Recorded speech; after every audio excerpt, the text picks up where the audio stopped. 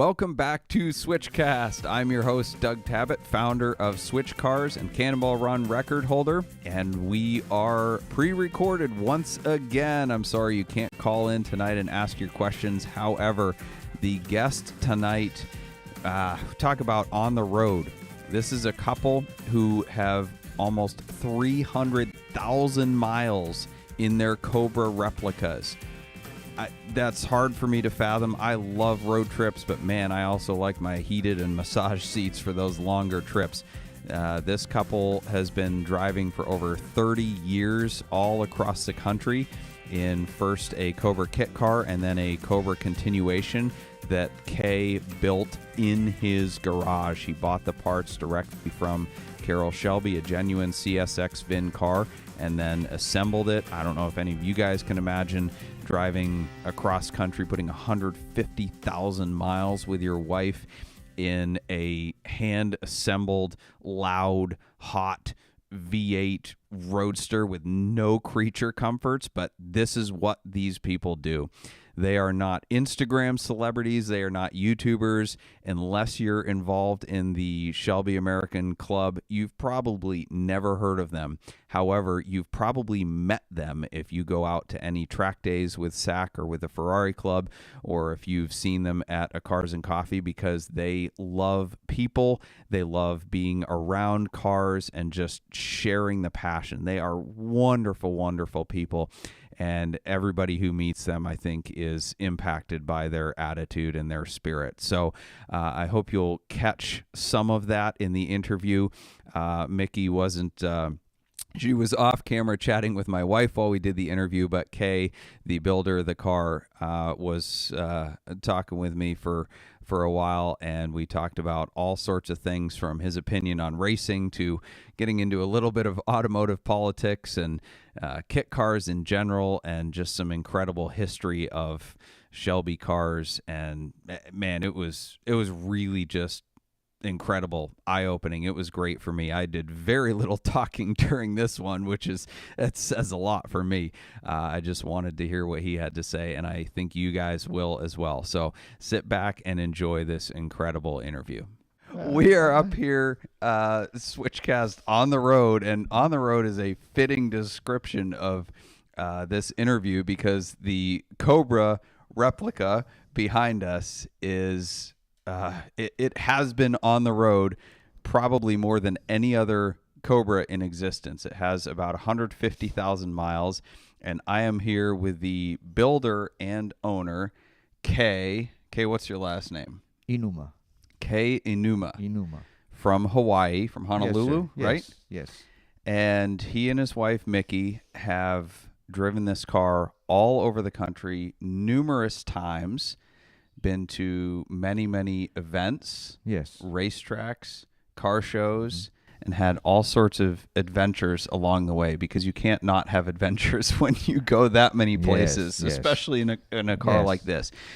Does this car have a top? It does. It does? I took it off simply because we had to work on it. Okay. It usually has a top, a soft top. Okay.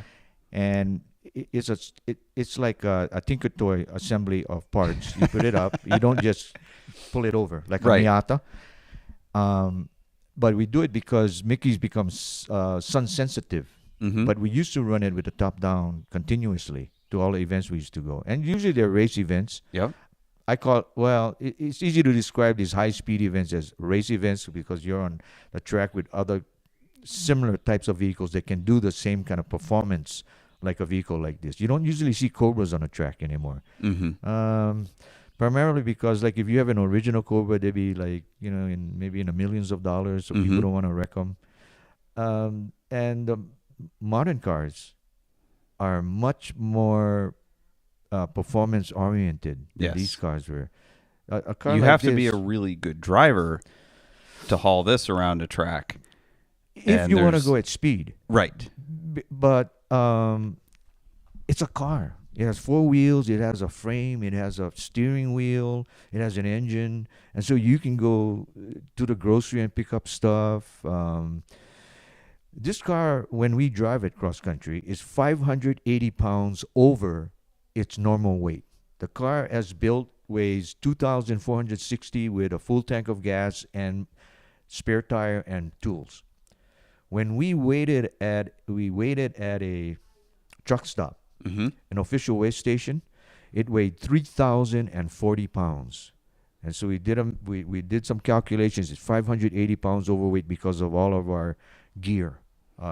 What kind of gear do you have? Well- What do you have to take with you to drive a Cobra all around the country? Okay, we usually spend 3 to 4 months on the road. And so you need at least the clothing to do it. Basically, I'd carry like 4 jeans, 4 2 cargo shorts, maybe 10 t-shirts, 12 pairs of socks, because we figured the longest we've gone without doing the laundry was about 10 days, about 2 weeks. So I carried 12 pairs of socks. And we usually drive we always drive from California to whatever race events there is for the Shelby American Automobile Club, as well as the Mid-America Ford Team Shelby Club. And they have their national events at usually a famous racetrack in America. This year, the last race we did was, and I got to back up here. A race is not like you see on television where professionals go out, bang some cars, and then they get big money. We go out there as club events, and these are high-speed touring events. Track day is what we call them. You call them track day. Yeah, or HPDE, high performance driving high-performance events. driving. Yep. That's what at Hallett Motor Racing Circuit, which we call our base track, is because we just like the guys at Hallett Motor Racing Circuit. They're in Tulsa, Oklahoma. I have my racing certificate from Hallett Motor Racing Circuit. We just like to hang out with the good old boys. We had our first Shelby American Automobile Club event at Pocono Raceway in Pennsylvania this year. After that, we drove it to Tulsa. We drive to all events. We don't have a trailer. So we drive from California to whatever event there is. And the farthest event we've gone to was Lime Rock Park in Connecticut. Yep. Yeah. The only time your car is on a trailer is when it's broken, right? Yes, it's on a AAA tow rig. Yes. Do you have AAA? Yes, you got the big subscription. You got 200-mile range tow, and we used it this year. How many times have you used it? And you have 150,000 miles on this? Yeah, we have 100, and in 150,000 miles, we've towed this car 3 times. That's not bad. No. And you built it yourself in your garage. Tell us the story, right? So, this is not a kit car. Mm-hmm. This is a CSX VIN continuation Cobra. So it is genuinely built by Shelby American or produced by that. It is. But you didn't buy one from the factory. Tell us the story of how you got it and built it. We couldn't afford an original 289 Cobra. We have a kit car, 427 Cobra, but we always had our eyes on a 289 car, which is the predecessor of the 427. Mm-hmm. We call it a slab side. Doesn't have big fenders. It doesn't have flares. No big tires. It's a more classic British looking car. It looks like the original AC Cobra. It is based on the AC chassis. Yep. Yeah. It in fact, all of the early Cobras are based on the AC chassis. This guy John Tohero created that chassis, I think, in the mid 50s technology. Well, anyway, so we were having breakfast with a good friend of ours, and at that time in 2003, he owned every single original Shelby ever made at that time, and he was a very good friend of Carroll Shelby's. And so I asked Paul if he could do me a favor and call the old man and ask him if I could get all of the parts from the factory to build my own 289 Cobra. To make a long story short, so Paul called Shelby, and the next day we got the factory got the go ahead, and in 2003, 23 boxes of parts. The body and the frame showed up at my daughter's home in Sunnyvale, California. And it took me 2.5 years to construct this car. And along with the car came the manufacturer's statement of origin that Carroll Shelby signed. So he made it a genuine Cobra. And in 2005, when I completed it, I shipped it to Hawaii and got it titled in Hawaii. We shipped it back to California, and we started our first high-speed event, a touring event at California Speedway. After I broke the car in about 1,500 miles, and we took it for our first, quote, race event. And since then, we've driven the car every year until this COVID made it difficult for us to come to the mainland. So we've done, since 2005, approximately 30 high-speed track events all over the United States, and we drove it to Alaska twice through Canada. You drove it to Alaska. Yeah, drove a Cobra to Alaska. Right. Yeah, and it's a car. And yeah. And the problem with Canada is if you miss a gas station, you may have big problems because you're in a wilderness. Yeah, and the funny part about Canada was, so like we wanted to take pictures of bears. Well, because of the rumble the car makes, the bears wouldn't let us get close to them. It scared them all away. And the tourists would get upset because they'd be taking the pictures of and I try to drive slowly, but as I'm idling because I got a 427 351 Windsor stroker engine in it, and so that's not quiet. Yeah, so it rumbles as it's coming, and then the bears all run away with the baby bears. Yeah, and then the tourists get upset, So anyway, that's our Canada story. So you have the only genuine Cobra that's been built by a private individual. Yeah, you bought the parts and you built it in the garage. Yes, as far as Shelby American knows, right? They do sell what they call pallet builds, which is body frame roller, and they send them to dealers because any replica would be illegal to be constructed in America and sold without. How do I explain this? A dealer couldn't sell a running Cobra. They could sell the chassis and things and send it to a builder, and then they could sell it as either a replica or a kit car, depending what the DMV, the local DMV wants to call it. So many of the cars, the replica cars, are sold to actual dealers, and they put the engines in. But I don't know of anyone who's built one of these cars frame up with just individual parts.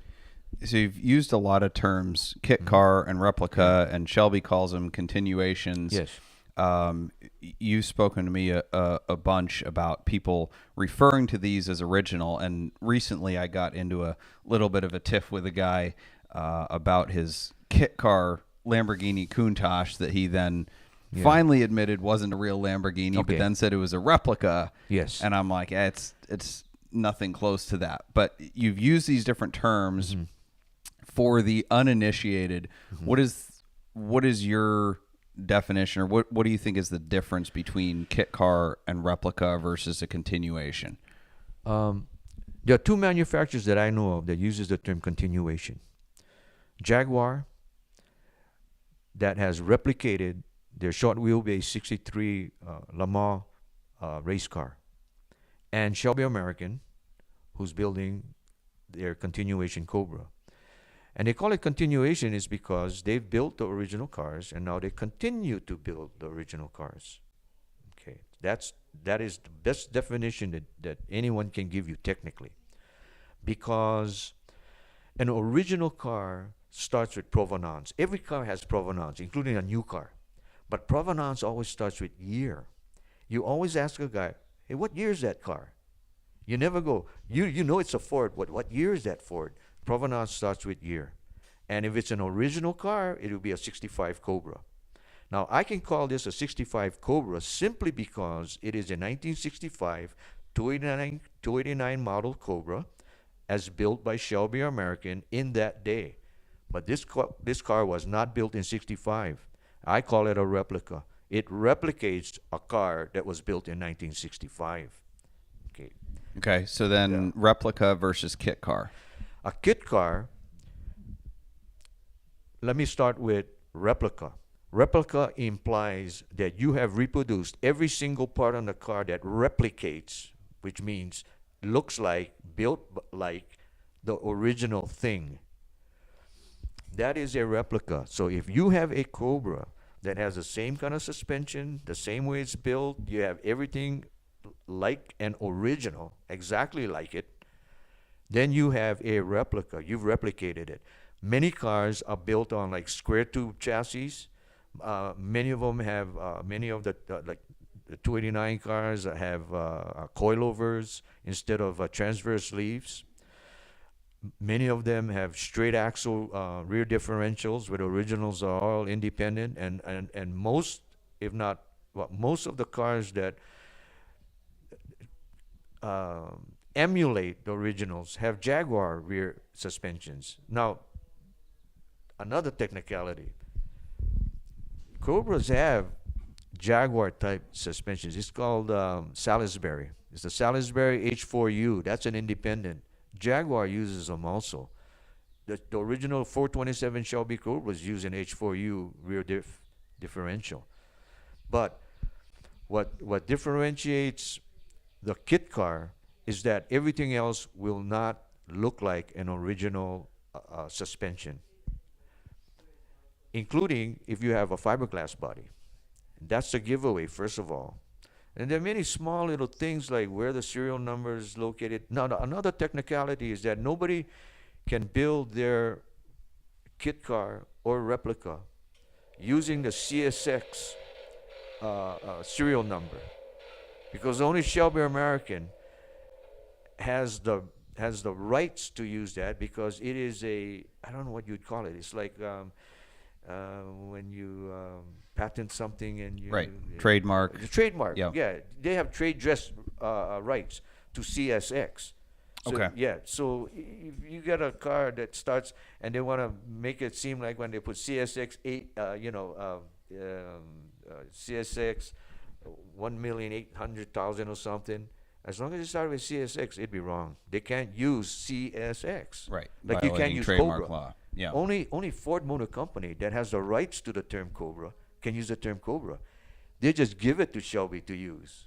Mm-hmm. So even Shelby American doesn't have the rights to the term Cobra. They license it from Ford. For Okay. free. I think, I don't know if they even pay for it, but they can. Well, heck, they built the things, So Right. Yeah. Celebrity Machines is a proud sponsor of SwitchCast. Celebrity Machines offers more than 250 different screen-accurate license plates as they appeared in movies and TV shows like Back to the Future, Ghostbusters, The Fast and the Furious, Breaking Bad, and so many more. Celebrity Machines also makes our dealer insert plates as well as our commemorative 2539 plates from the fastest cannonball run ever. If you're looking for a gift for somebody you like or for garage art for your own place, check out celebritymachines.com for more info and use promo code SwitchCast for a 25.39% discount at checkout. Again, go to celebritymachines.com and use discount code SwitchCast. So let's back up a little bit. You had a Mid-American Cobra kit car Yes. prior to this one that Right. you still have that? Yes. And you have about 140,000 miles on that? 148,000. Okay. Yeah, So 148,000. for people that don't know what a Cobra is and aren't watching online, a Cobra is as simple and utilitarian as you can get for a sports car. It's a body, it's a frame, it's an engine, and two seats, essentially. Yes. Open top, it's loud, Yeah. it rides hard, it Yeah. shifts hard. Yeah. It takes some effort and some grunt to drive. You Yes. and your wife Mhm. have driven nearly 300,000 miles in these cars Right. across country. What inspired you to do this? Because I think some people just want to do it. They want to go drive Route 66. They want to go run a cannonball route.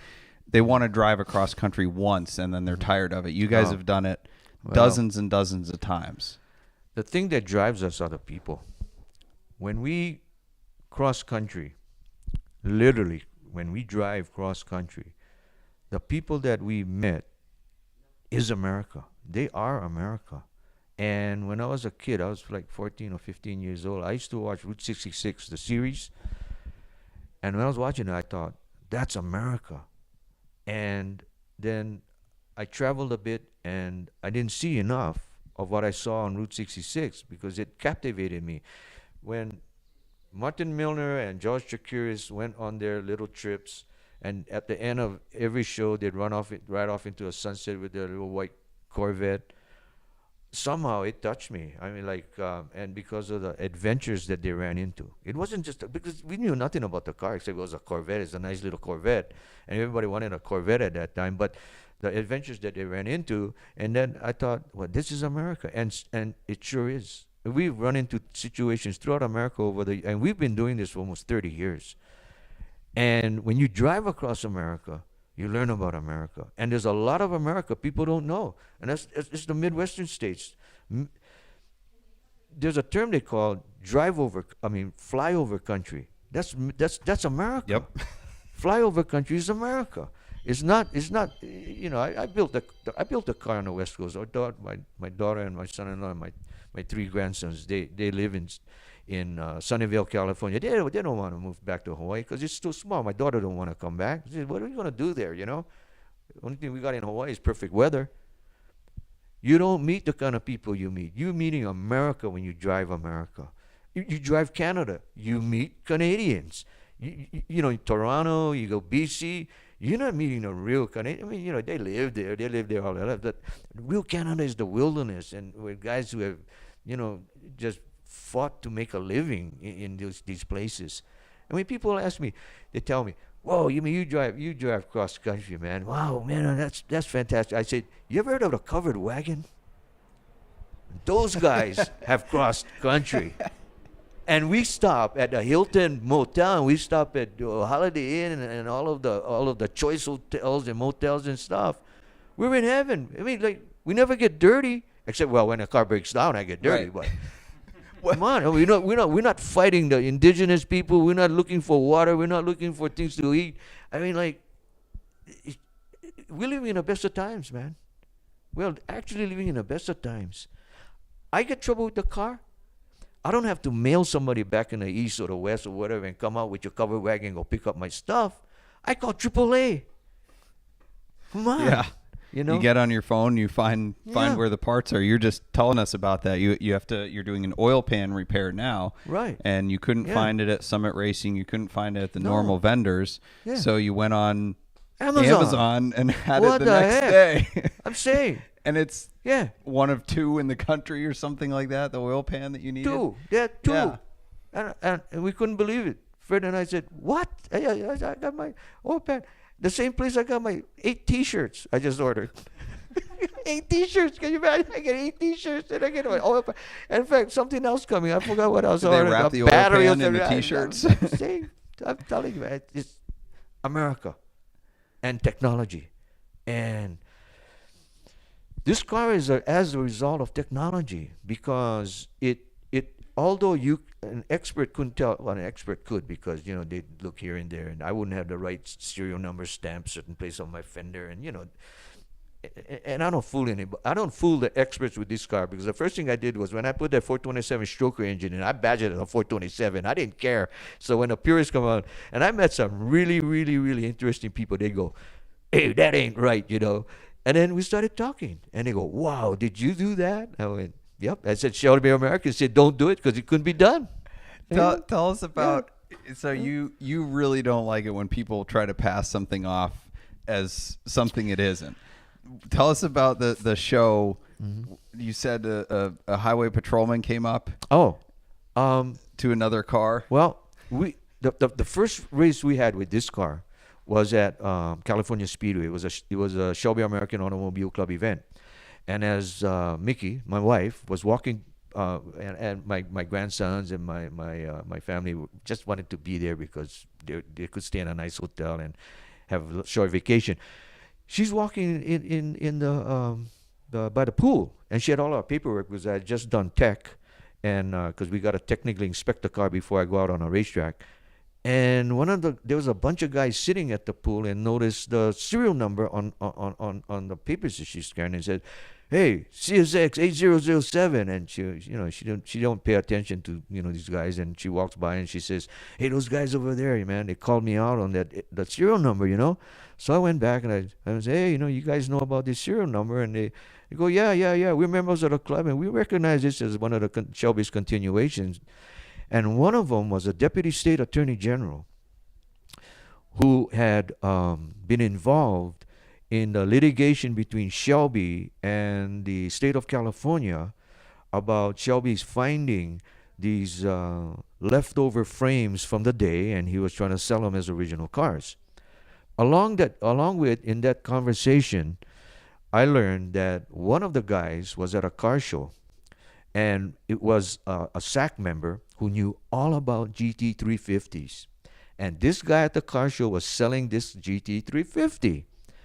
And when he looked at the car, he said, "Okay, it looked like one." And he started doing a little more cursory kind of investigation, meaning the questioning.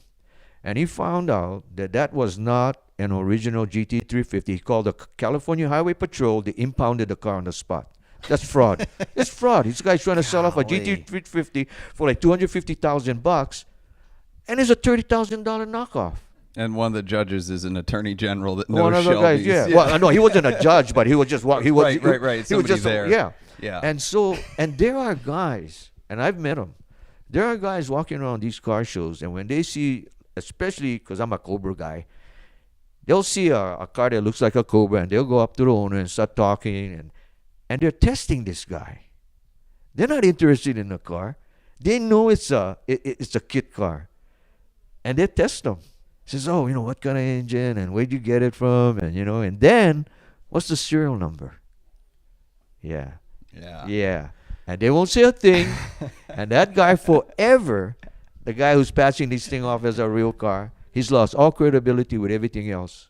He's lying funny. about a car. How are you going to trust a guy like that? So I caution guys in Hawaii with these kinds of cars. Don't try to pass them off as facsimiles unless you have a real replica. Right. Because you never know who you're talking to. You never know. Yeah. And then from then on, you're like, shit, they're not going to believe you. You got no credibility. Yeah. No. Yeah. Why? So why would you want to do that? I mean, the car is impressive as it is. You may as well tell them the truth, so they'll get into it. Because when I start talking about my car, they're really interested. What, you mean you did that to the car? I said, yeah, man, because it's just a car, so I put a bigger engine in it and I race it, and aren't you afraid? I said, well, I'm known as a courteous driver. They put me in the top classes I race in advanced, okay? It's because when these guys come up, I let everybody pass me. I don't get in anybody's way. I just go out there looking good because they don't have cars like that. They don't have cars like this. Running in advance is not about being the fastest. It's No. about knowing And what am I going to win? the etiquette. Yeah. I mean, well, I try to stay ahead of them. I can't get at Pocono Raceway, those late model Mustangs, I don't know what you even call them anymore. They lap me. Literally. Yeah, well, but you're driving this car. I look better than them, that's all. Well, but you're muscling this car around. There's no power steering. There's no traction control. Those guys have a lot of aids. Yes, there's a lot of technology that goes into these cars. Yeah. We use the term hero cars because they make the driver look like a hero regardless of how good they are. The car is driving them. Yeah, in a sense. I mean, a good driver can certainly extract a lot out of those cars. Oh, yes. But a bad driver can still look really, really good and go really fast. And then they crash. Yeah, until they crash. Yeah. And they do it all the time. The past 3 events with the Northeast guys, brand new cars, they crash it. Because they can't handle it. They don't know where the brake point is. Gone. Because once you lose on those guys, you better know how to recover. Because they're going wicked fast. They are going so fast. The only Cobras, quote Cobras because they look like Cobras, I was on a track with a guy that with a Factory 5 kit car, and he's a time attack guy. You know what time attack is? I used to do it. I ran the red line time attack. Okay. Those are the only kind of guys that keep up with these late model cars. But their wheels are twice the size as mine. It sounds 3 times as loud as mine. They have full roll cages. I won't even drive them. Yeah, they're built specifically for that. For that. Yeah. So, when I go out, he always goes, "Hey, man, take my car on the track." No way. I'm either going to make the car look stupid or I'm going to look stupid. Are you kidding? I don't mind dying on a track. That's no problem. But I know my limitations. And when you got on a time attack car, you better damn well know how to drive. Because people are expecting you to go super, super fast. So, so that's my time attack story. He offers me to other guys. I said, no, sorry, man. I don't want to look stupid, and I don't want your car to look slow. That's all. Nathan's Detailing is a proud sponsor of SwitchCast. Nathan's Detailing is a company in Cleveland, Ohio that provides mobile detailing services for individuals and dealerships. They also offer PPF and ceramic coating installations. With over 800 Google reviews and an impressive 4.9 star rating, Nathan's Detailing is the go-to shop for all of your detailing and protection needs. With Nathan's, convenience is key. Their mobile detailing technicians bring the power, water, and supplies to your home or work and detail your car on site. Check out the link in our description for free interior fabric protection or leather conditioning with your purchase. At Nathan's Detailing, this smiles for you. So you've got a lot of track experience, but one that kind of gave you pause was the hill climb with the Ferrari Club. Tell us that story. You started telling it to me earlier, and we got interrupted. So, we find out about the Virginia City hill climb from one of the Tiger guys. And a hill climb, for those who don't know, you go to a track event, you have a closed course track, you can go around and around and around. A hill climb is on a street. Everybody knows the Pikes Peak hill climb. It's the road up Pikes Peak, and it's a one-shot deal essentially. I mean, you can do practice runs, but there's a lot of blind corners. You can't just memorize the course. So go ahead. And they try. The Virginia City Hill Climb is a sanctioned event, and it's also authorized by the Virginia City is in Nevada. I can't remember. So. Anyway, the State Department of Transportation as well as the Highway Patrol, they're there. They're watching stuff because they don't want cars to come in and get crushed, Right. Yeah. So one year we find out about it, and we know some of the guys and say, "Oh, you got to bring your car up to the Virginia City Hill Climb." I said, "Oh yeah, I know about hill climb. I watch television, right? I watch, So we went one year, and it was the Ferrari Club of America. They sponsored I don't know if you call it sponsor, but they run the Virginia City Hill Climb.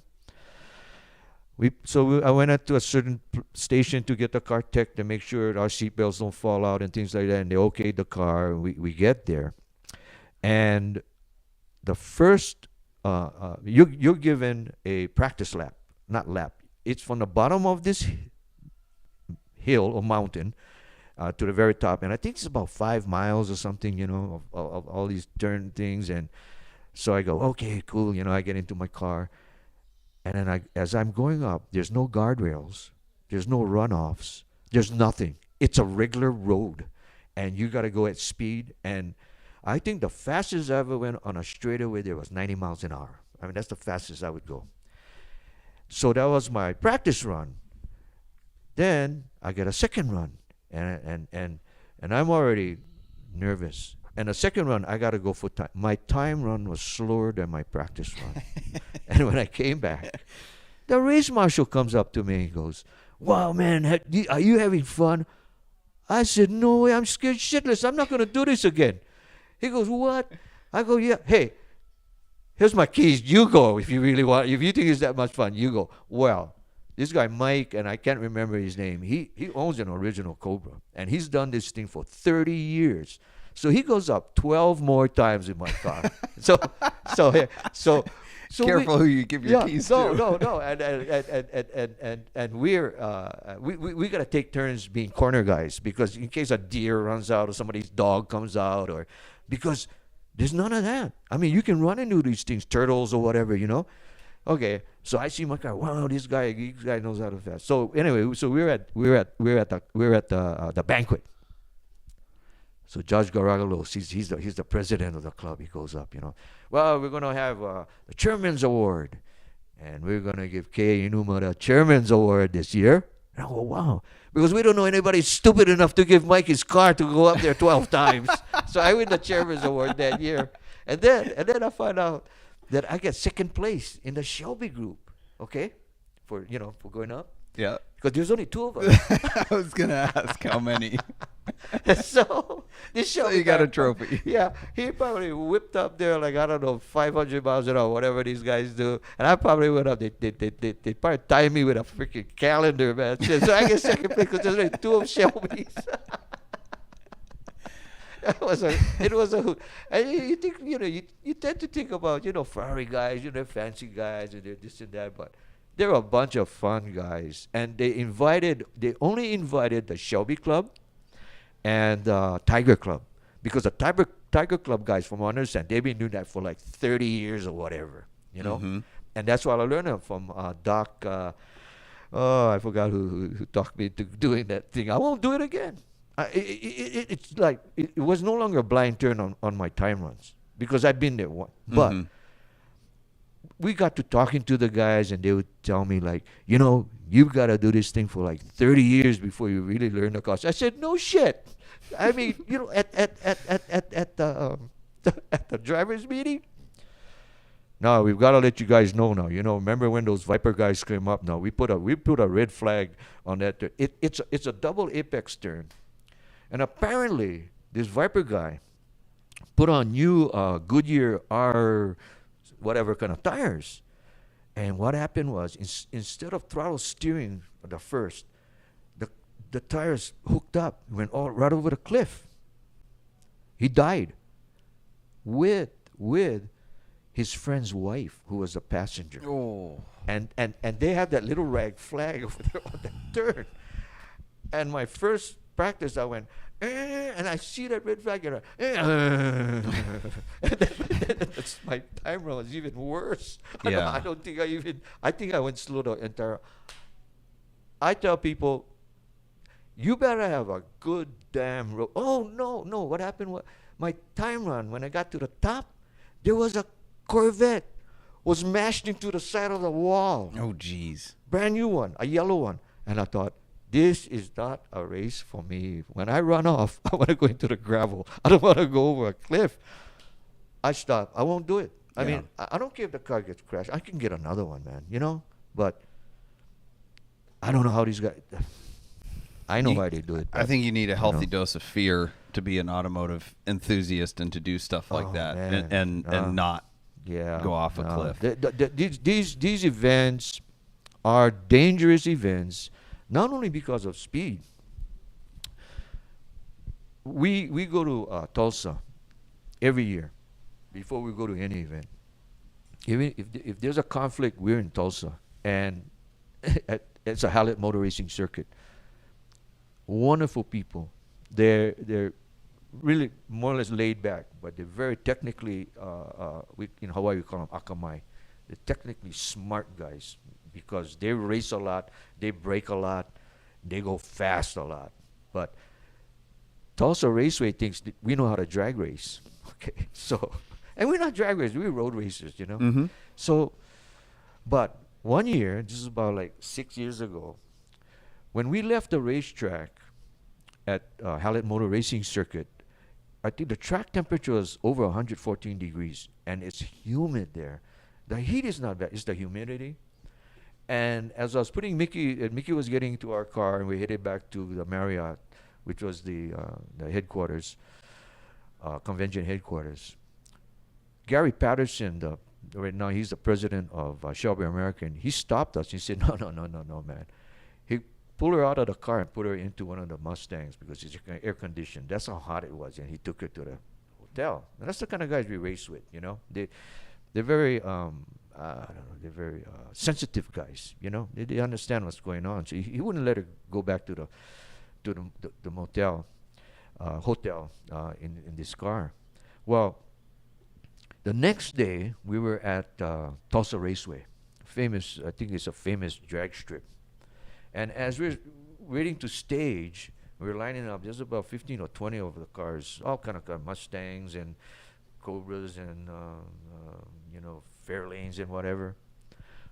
Well, we're not going. We're sitting there and we're baking in the damn sun. It's about like 10:30 in the morning, 10:45, and all of a sudden there's this fire truck pulls up in front of the crowd, as well as an EMT vehicle. Well, one of the Cobra guys in his car passed out waiting from the heat. 11 o'clock in the morning. I started my engine. I went right out of line, and I said, Mickey, we're going to the hotel. We ain't staying here, man. I'd rather die on the track than die waiting to get on the track. It's, then we learned something else. So the guys go, we're talking to the EMTs. Well, what's going on here? And they explain this. Well, we're hydrated, man. Yeah, that's why, assuming that guy in the Cobra wasn't hydrated, He said, no. You can drink all you want. That water ain't going anywhere, man. You're just bloating yourselves up. Where's it going in this humidity? You're on a track that hot, in this humidity, you better get into an air-conditioned place where you can evaporate. You're out there in the humidity killing yourself. I mean, we learned something. Everybody's saying, well, you better drink a lot of water. If you ain't pissing every half an hour, man, you're getting into trouble. No, not in that kind of temperature, man. You just have to cool down. Oh, you got to cool down. Yeah. I learned that over the years. I mean, one of the things I've learned is, these are ego things. When you get on a racetrack and you got to put on your fire suit and you got your helmet on and you wear boom, boom, boom, boom, and everybody's watching, and it drives you emotionally, Mm-hmm. I mean, you got to win. You got to look good, right? You got to think past that, man. And I say, man, you once you become emotionally involved with the sport, you're not gonna do good. You're gonna screw up somehow, And you can't get that. People think they can get away with it because they watch NASCAR and the driver jumps out, he wants to fight without a driver and things like that, But they're professional level guys. Yeah. And they have cool suits. And they got everything there. And now they're gonna require me to get a Hans device. And I told them this. Well, they let me go this year because they know I can drive the car okay without killing myself. But I got to get a Hans device. Mm-hmm. Imagine. I don't want to look like a NASCAR driver going into a car like this. That looks silly already, And plus, I'm not going to be going that fast. I mean, it's going to look okay. But so more and more, I hate to put it this way, more and more safety gets in the way of sport car driving, Because the admonition ought to be, you're going to go on a track, whatever it is, you put on your basic stuff, you kill yourself, that's your problem. Sign here. Yeah, it's sure to a point, but nobody wants to see that happen to somebody else. Yes, they do. Yes, they do. This is why people go, dude. Nobody organizing the event, and probably especially not only because of compassion, but also because of legal liability. You can sign your life away, right? Pun intended. But yes. At the same time, there's always somebody that's going to sue. Look at Ben Preston. Look at Paul Walker. Look at all the people that have died doing, basically taking consensual risk. Okay. Yeah. But then people still sued because they wanted to blame somebody. You know what the problem is? The problem is not auto racing. The problem is lawyers. Think about it. I don't disagree, but that's still the point remains that's why they're doing these things. Sport car history is simple, man. You seen those guys tootling around in them cars with those leather head stuff? Dude. And I see these guys out on the track with these Cobras, some of these big dudes. Every one of those little white helmets above the roll bar. Come on, give me a break. Give me a break. You will kill the sport by being the way it is. In other words, litigation. If you're afraid of litigation, don't go. Don't participate. There's a saying. It ain't a sport unless you can get killed. Think about it. So golf isn't a sport? No, it's a game. Basketball is a game. Baseball is a game. You do not anticipate dying in those activities. Mm-hmm. Sport car racing, you anticipate death. Hey, Aaron, you hear that? Cannonball? Cannonball's a sport. It's a sport. It's a sport. But here's the thing. But I gotta say it. Though. Cannonball, the distinction, you're gonna kill a lot of people along the way. Potentially. Yeah. Yes. Yes. And that is my fear. Now, but the thing is, if there was not that problem, as well as the multitude of problems that you encounter on a cannonball, you wouldn't do it. You may as well watch it. You may as well go watch Indy on the television, dude. That's why you do it. Yeah. That's why you do it. Yeah. I mean, that's why we go to the racetrack. I mean, there's risk. We may die. That's right. Even if we take all the precautions. I mean, with our racing series, exactly, we have fire suppression systems, Hans devices, yes, spec cages built. Right. We should be able to wreck at 100 miles an hour, end over end, off an embankment, into a wall, and walk away. Right. And you know what would happen? But it could catch on fire. Or anything else. You never know. Or you may just end up in the stands and kill 50 people. There aren't 50 people watching the races we run. It's lemons. No, I'm just saying. We could go through the whole spectator lot and only kill 3 people. Well, the worst thing you could do is take out one of the corner workers. Yeah, that's true. And you've been banned for life. True. That's true. Well, what happened at Hallett recently? So we go, why did the red flag come out? Well, one of the cars hit the safety truck. Red flag comes out. A guy goes off the track for some reason. Red flag. Everybody stop. Safety truck's coming out to get that. Wow. Nobody got hurt. That Mustang was totaled up to its windshield. And it's covered. I go, what's that thing doing? That's the car. And what? T-boned that truck. Jeepers. So you see, shit happens.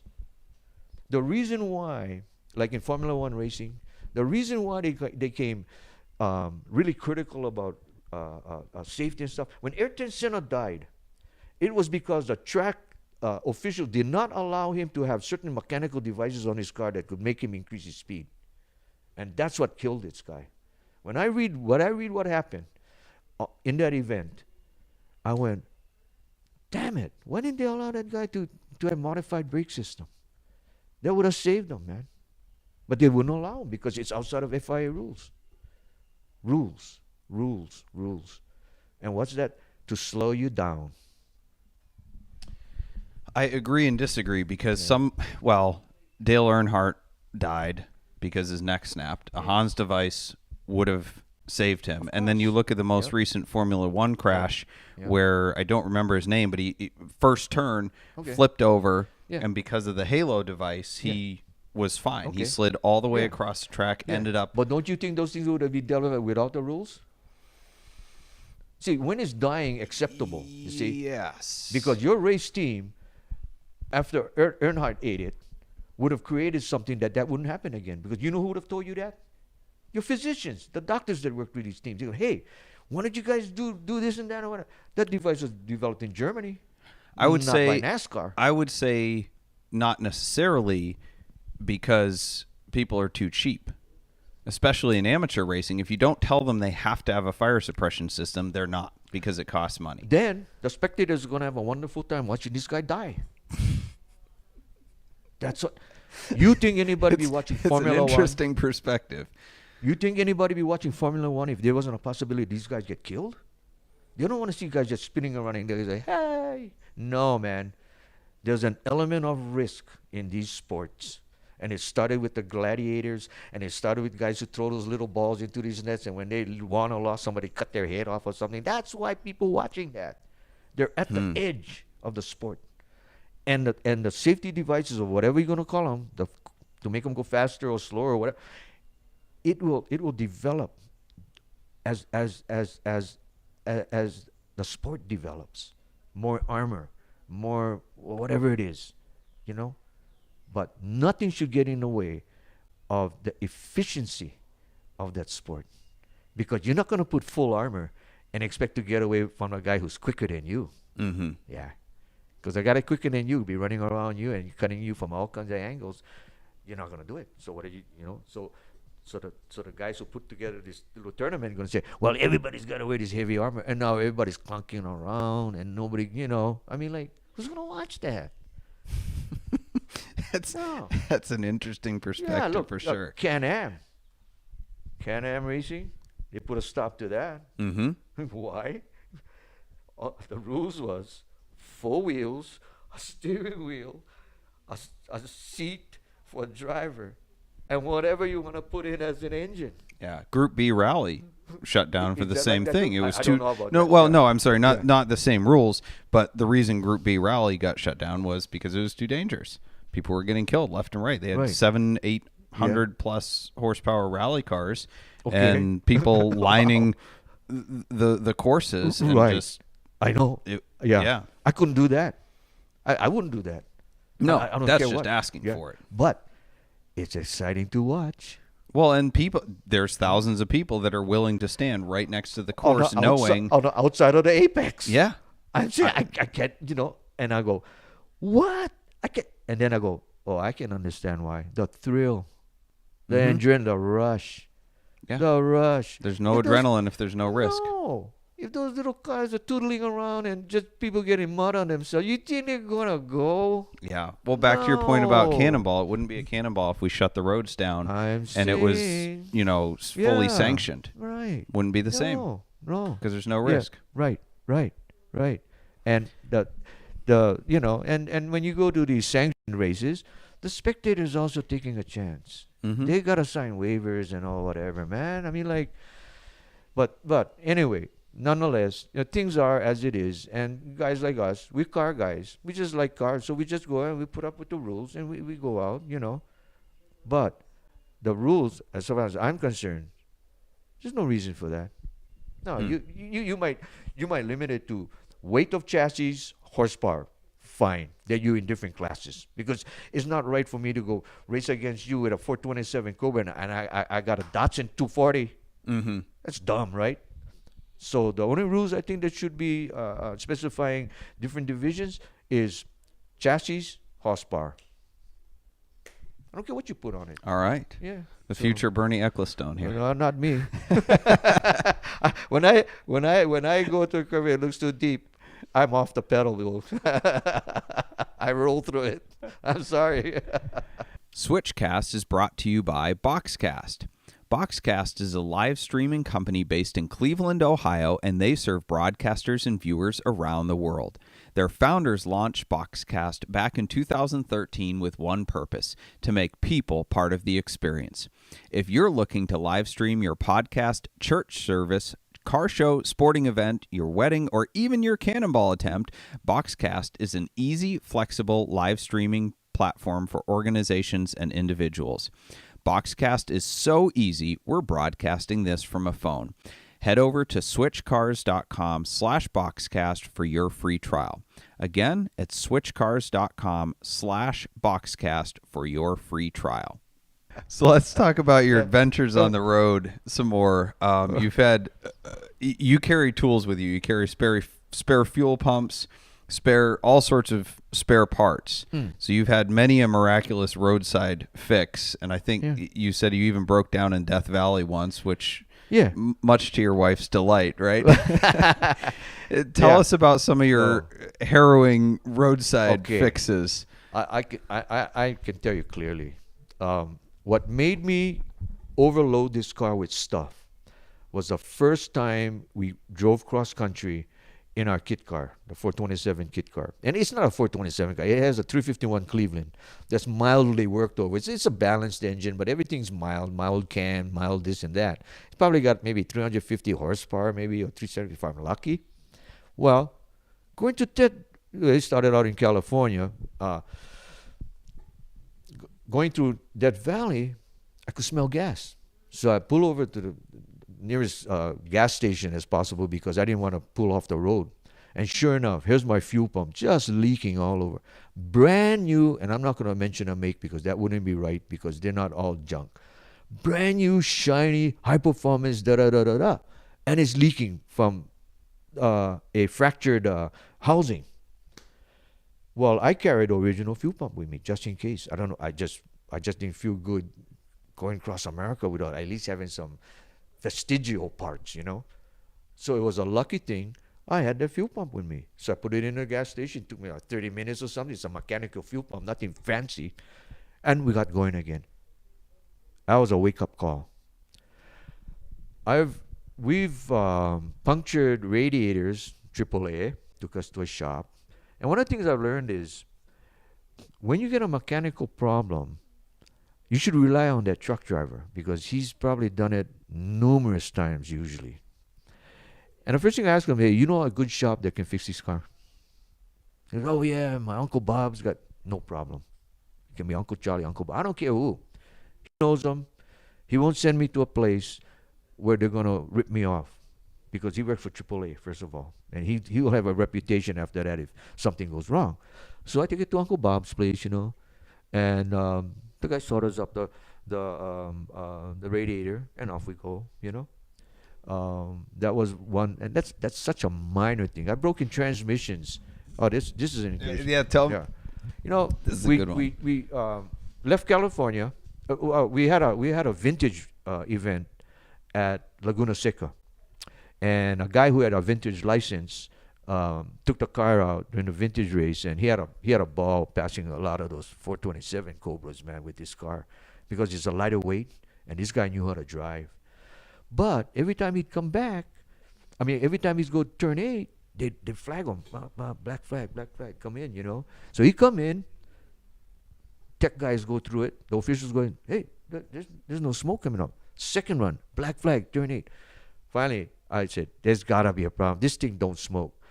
So I look in the engine compartment. Sure enough, in my puke tank, I use those water, you fill it up with water for your windshield washer. Well, I use it as a puke tank. But I run a hose from my I don't run a dipstick. I run a hose from the dipstick opening to a puke tank, as well as my other orifices that you use to run any overflow oil on a track.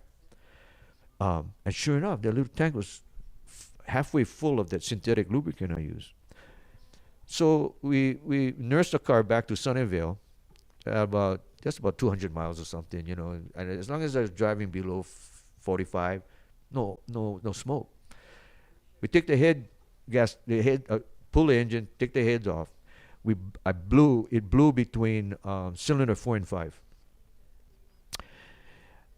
and that gave the smoke. So I've learned the easy way, not how to save a track, because I see guys trying to clamp down that dipstick so that they don't have any pressure pushing it up. But if there's a lot of pressure, it'll push out and it'll go all over the place, So what happened? It just puked right into the puke tank, and I saved, because if I did that, they'd kill me. Doing a vintage race. And so that saved the car. That was, I just wanted to give this as an aside. But one year we drove from California to New Jersey, dropped off something to a friend of ours in New Jersey, to Rhode Island. And driving back, prior to that, I had a hard time shifting the transmission. It was kind of clunky. And by the time we got to Maryland, it was really getting clunky. So I pulled off the road, had lunch, and I figured, okay, maybe it'll go away.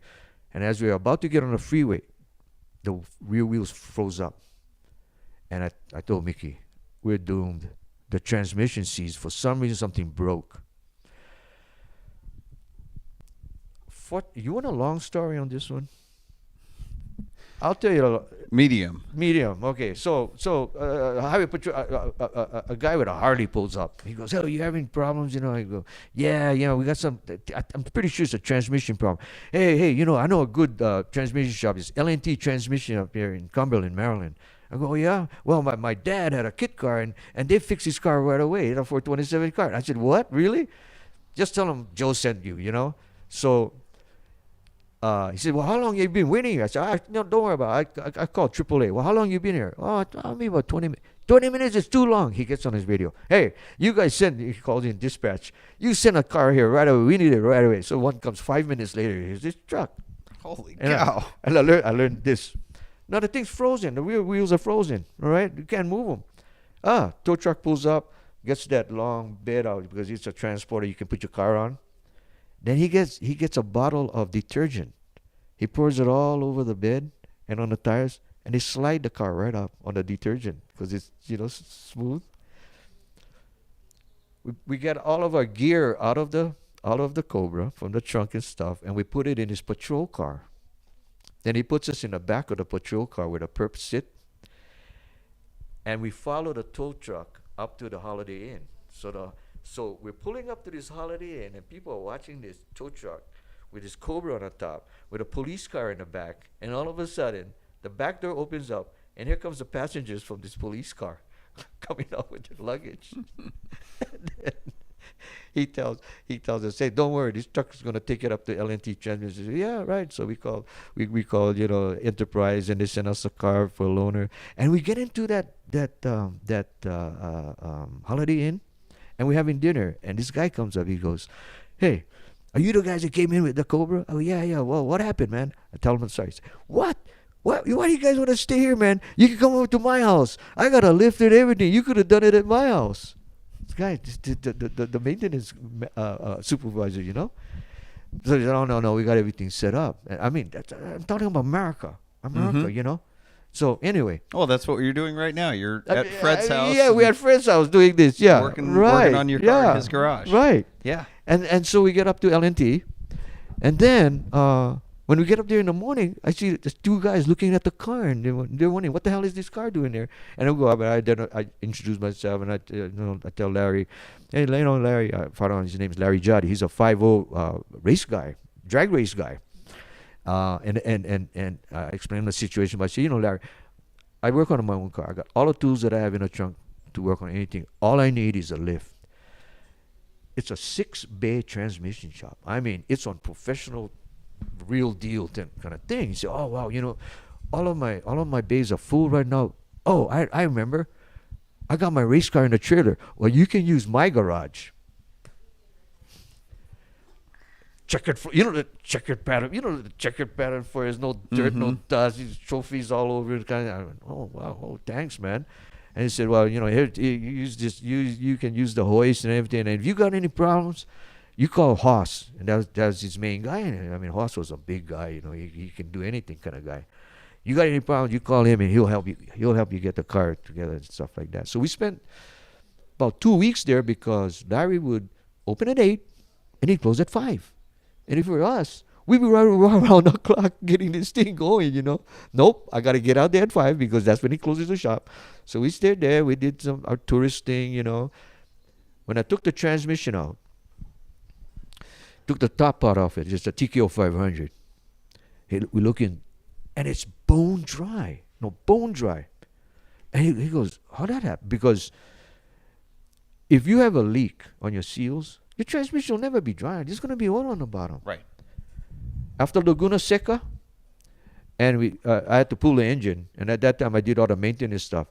I failed to put oil back into the transmission.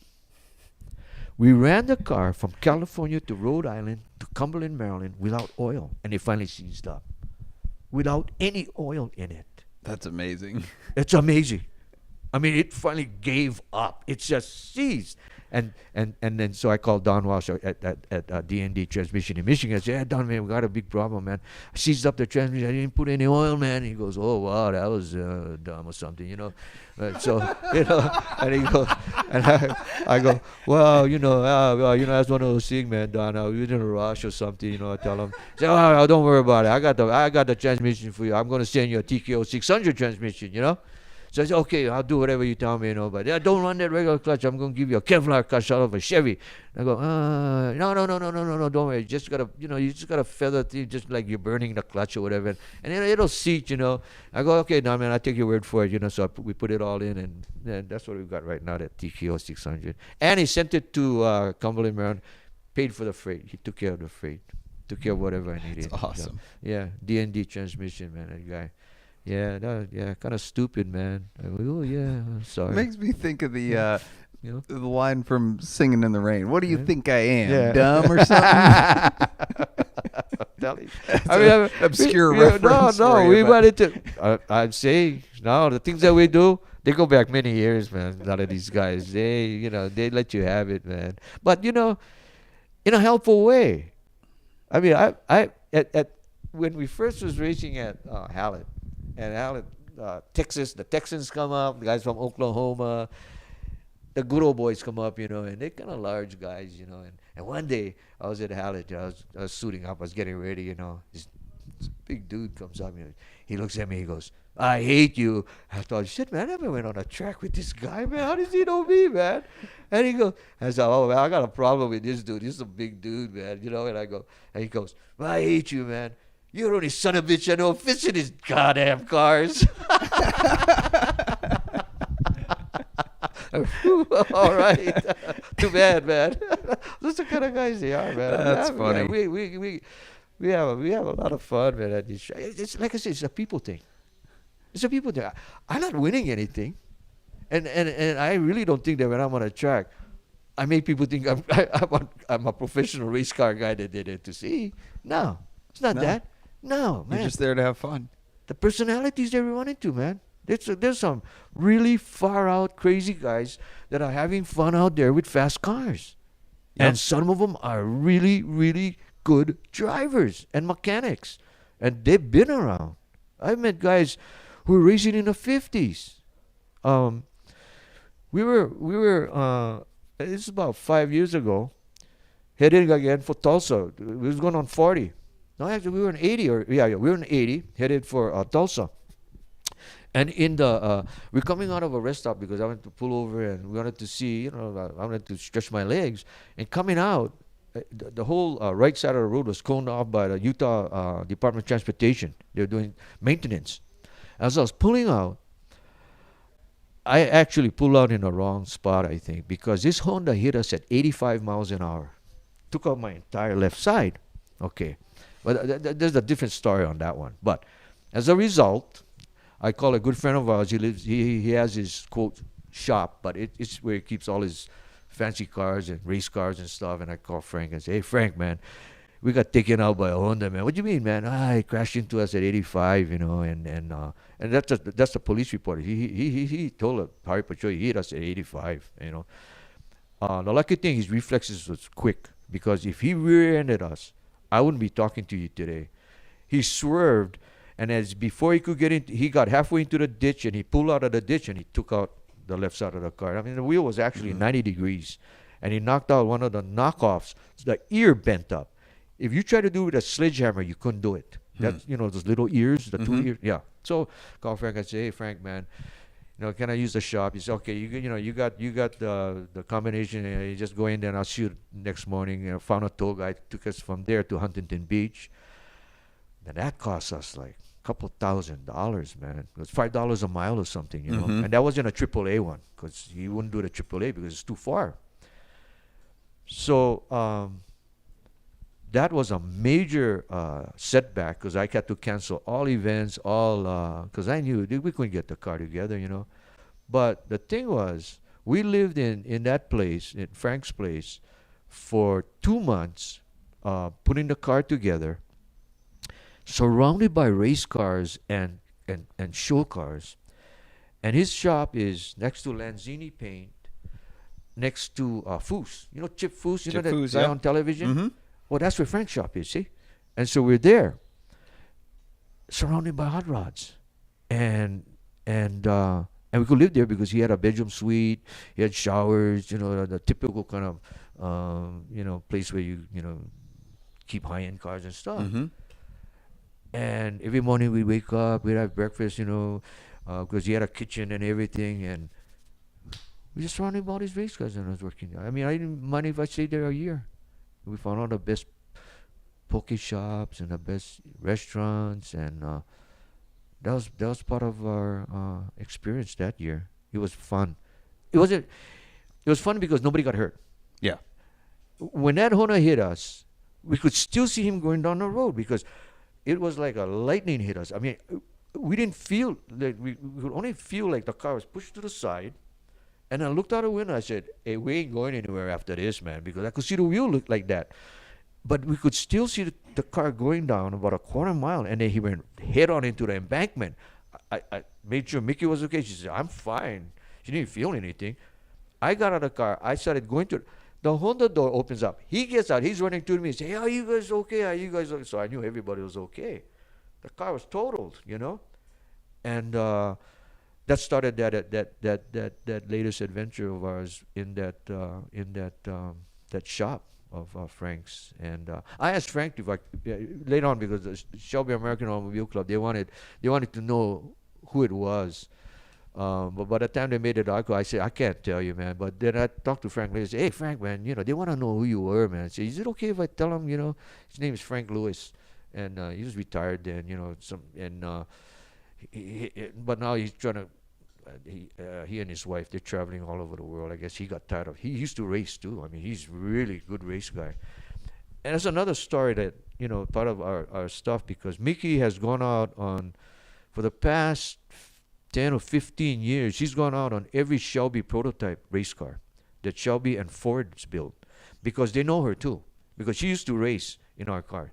So, in fact, the first race was in Atlanta Motor Speedway in 1995. And when she went on the track, the announcer actually said, women on the track, women on the track. Oh, she came back, she was so pissed off. I said, what do you expect? I mean, I don't know, she's going whatever, she's going nuts because he said, women on the track, women. That's what they were in those days, And today, they're beating the shit out of us, so it's women.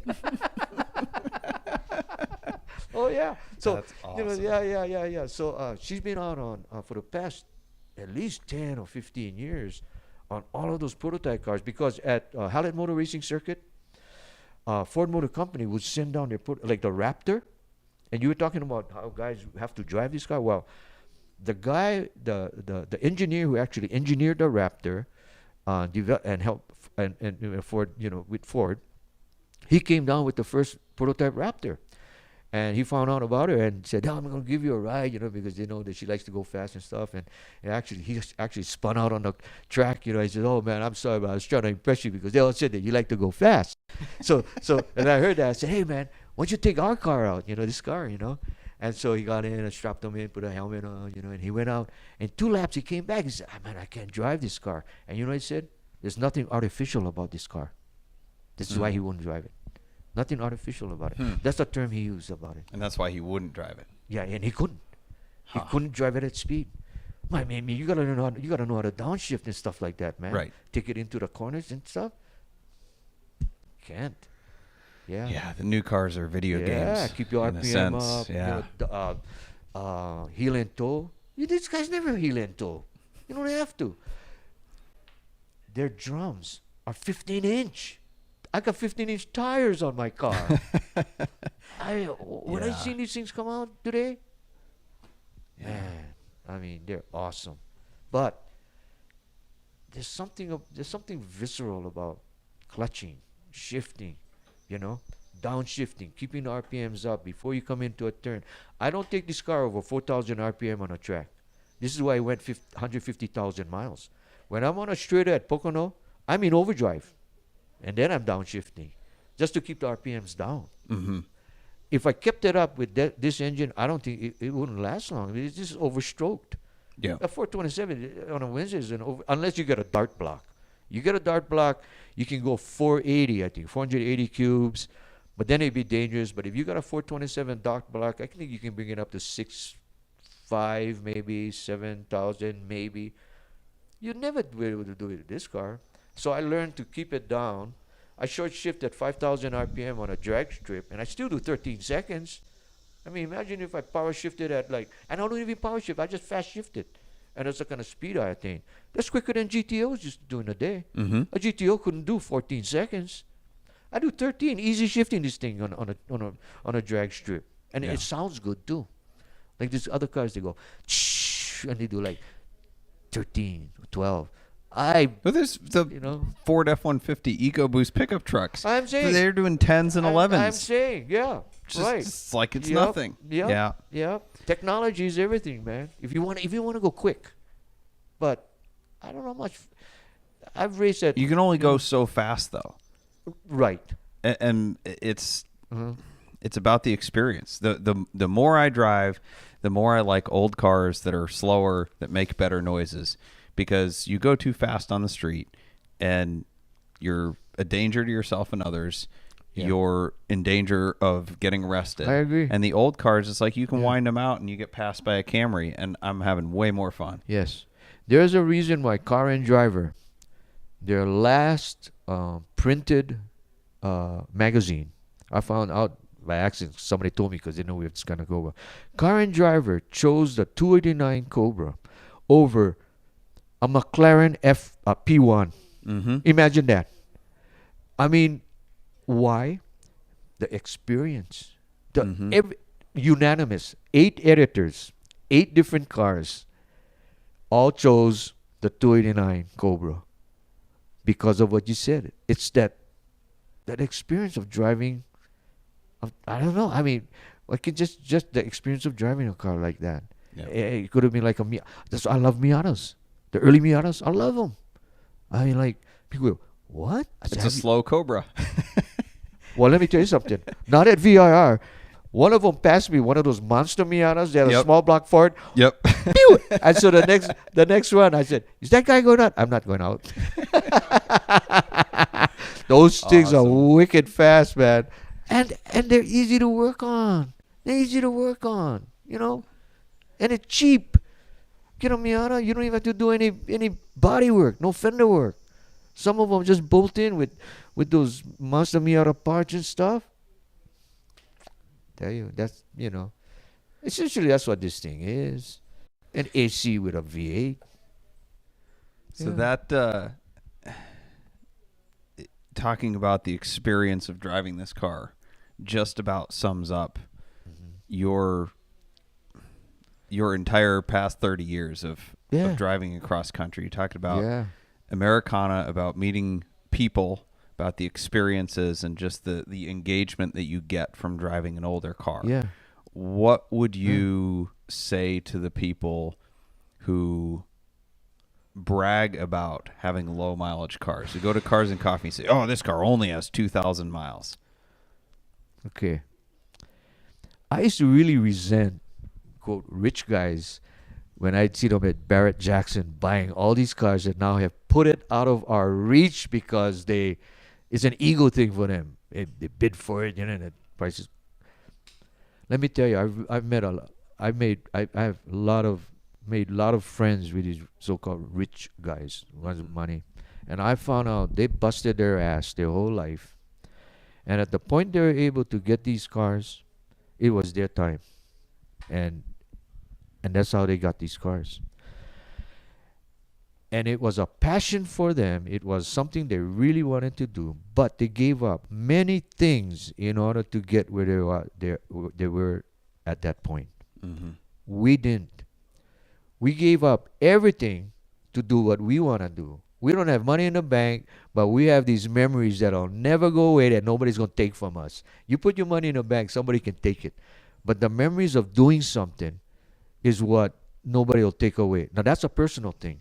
Mm-hmm. But to answer your question about guys who have cars that have low mileage, not just that have low mileage, but that's like that's the first thing they say. Yeah. My car only has 2,000 miles. Like rich or poor, whatever. Oh no, I understand that because I seen like a Pantera on the West Coast that had 250 miles on it, and it was up, and I was with the head of that shop, that broker guy, and we were wondering, he was wondering whether or not to paint or repaint the bottom A-arm. Mm-hmm. And we're going, wow, you know, safety first. If there's more corrosion on that part, it may cause a problem for the buyer. So we're going to repaint that part. That was his philosophy. Mm-hmm. Of course, there's others that don't, okay? But the guy that buys that car with 250 miles, and that's his bragging rights, he's entitled to it. Because if I really wanted to, I can go out and get a Pantera with 500,000 miles, get it cheap, but we're going to go and drive it cross country because that's what we do. Right. And he won't do it. A guy but there's a difference between hot rodder, which we are, and guys who love cars. Most people today, I believe, love cars because of what they represent. It's America. The cars made America. Without cars, without automotive stuff and Henry Ford and we wouldn't be the kind of country we are. It's the whole visceral, emotional thing about transportation, about having the freedom and the ability and the way to get from one place to the other. We don't have that. We just want to go from one place to the other, have fun, meet people and stuff. But basically, we don't have money in the bank, but we got all these memories. Other people, they saved up their money to get their dream thing, but they're not harder. They don't want to work on their cars. They have people working on their cars. Yeah. I just like to do this. It's so. I don't have any feeling about guys that say, but I can appreciate somebody who wouldn't drive that car like a Pantera and only have 250 miles. Wow, you have this thing, you didn't want to really drive it that much? Yeah.